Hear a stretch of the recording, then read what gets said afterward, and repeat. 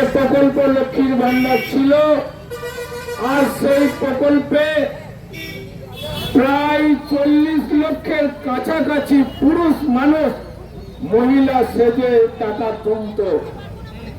শুধু তাই নয়, এক শ্রেণীর মানুষ 3 থেকে 4টি প্রকল্প গ্রহণ করত।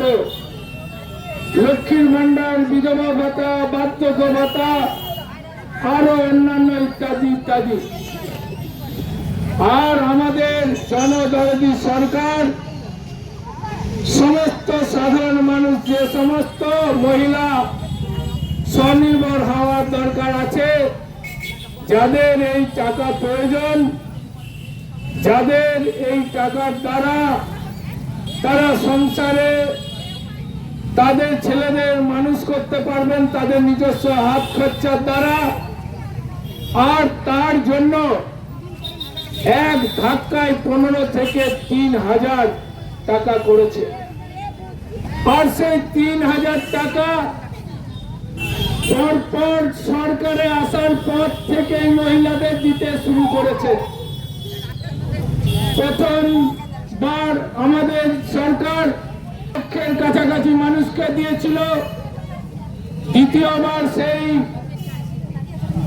লক্ষ পেরিয়ে গিয়ে 1,08,00,000 কাছাকাছি মানুষকে দিয়েছে। আর এইবার ঝাড়াই বাছাই করে, এখনো চলছে ঝাড়াই বাছাই প্রক্রিয়া, 1,45,00,000 মানুষকে, অর্থাৎ মহিলাদেরকে স্বনির্ভর করার জন্য অন্নপূর্ণা যোজনার 3000 টাকা ব্যাংকে দিতে শুরু করেছে। 17 তারিখ থেকে শুরু করে ধীরে ধীরে 20 তারিখ পর্যন্ত আর এই টাকা মহিলাদের অ্যাকাউন্টে ট্রান্সফার হচ্ছে। এখনো কিছু কিছু মহিলাদের অ্যাকাউন্টে যাওয়া বাকি আছে, তাদের সেই অ্যাকাউন্টে যাবে, তাই ঘাবড়ানোর কিছু কারণ নেই।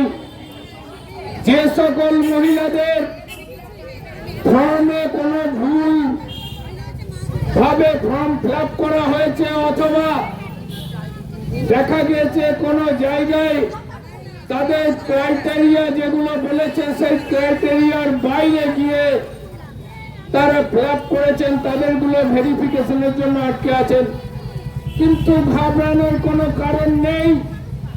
সরকার যে বিষয়গুলোকে বলে রেখেছে, সেই বিষয়গুলোর মধ্যে যদি আপনি পড়ে থাকেন তাহলে অবশ্যই টাকা পাবেন।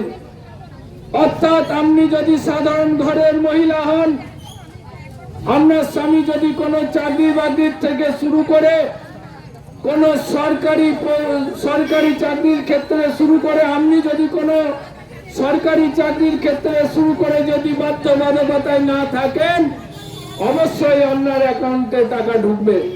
বীরভূমের প্রিমিয়াম কোয়ালিটির ফার্নিচারের একমাত্র ঠিকানা রয় অ্যান্ড রয় এন্টারপ্রাইজ, শিউরি এবং কোটাসুর শোরুম।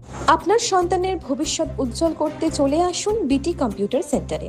আমরা একই ছাদের নিচে অভিজ্ঞ শিক্ষক ও শিক্ষিকা দ্বারা কম্পিউটার প্রশিক্ষণ ও স্পোকেন ইংলিশ শেখার সুযোগ করে দিচ্ছি। তবে আর দেরি কেন, আজই এসে আপনার সন্তানকে আমাদের সেন্টারে ভর্তি করুন।